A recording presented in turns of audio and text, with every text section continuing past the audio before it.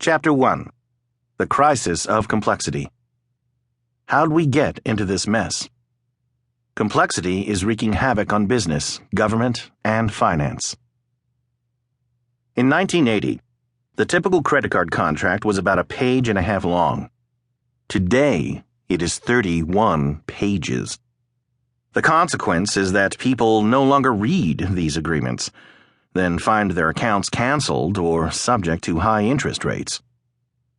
Landline phone customers paid more than $2 billion a year for unauthorized charges, according to 2011 FCC estimates, largely because the bills are so confusing that most customers never realized they were being charged. Of course, they didn't realize it. What is the difference between basic, regional, non-basic, and all other charges?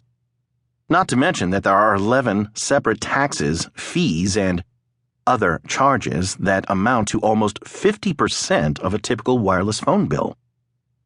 Homeowners spend an average of $868 per year for homeowners insurance without understanding what they've bought. A 2007 National Association of Insurance Commissioners NAIC survey revealed that 1/3 to 1/2 of insurance policyholders were misinformed about what perils are covered and how much they might receive if they made a claim. The study included 673 respondents interviewed by phone with a margin of error of 3.8% at a 95% level of confidence. Marquis Dunson died in 2002 after his parents gave the 1-year-old infant's Tylenol for 3 days to treat his cold symptoms. In the subsequent lawsuit, which resulted in a $5 million award, the plaintiffs argued that the warning labels and directions on the infant's Tylenol label did not make clear that an overdose of acetaminophen, Tylenol's active ingredient, could lead to liver failure.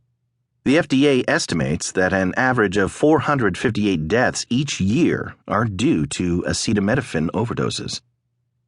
Southern Medical Journal published a study that estimated a dermatologist signs his or her name 29,376 times a year. Can someone do anything 30,000 times a year with focus and certainty? The United States was founded and governed for over 2 centuries on the basis of a document that is 6 pages long. That is 0.1% of the length of the current income tax code, which currently runs a whopping 14,000 pages.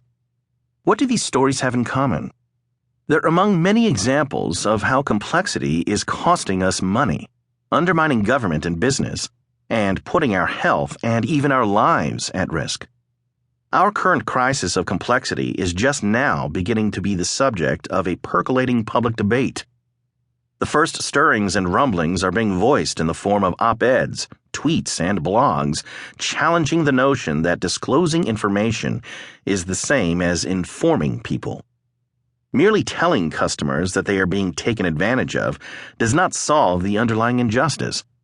It is at best a halfway measure. But for the most part, how are we, as citizens, patients, business people, consumers, investors, borrowers, and students responding? With complacency. We have allowed complexity to get the better of us, permitted companies, organizations, governments, and institutions to overwhelm our good judgment and violate our basic rights. We have passively paid when faced with indecipherable fees and ignored dozens of mysterious features on gadgets we can't figure out how to use. We find ourselves lost in multi-layered phone trees and jumping through hoops to make insurance claims, all of which raises the question, why do we tolerate complexity in our lives? Most of us figure we don't have a choice. We may even occasionally blame ourselves for being overwhelmed and confused. This is over my head. I must be an idiot. So we pay the occasional overdraft fee of $34 that strikes us as unfair and certainly annoying, but not devastating. We don't see the ice age of complexity approaching in the distance because we only experience small blizzards of paperwork. So we trudge along, hoping that we're not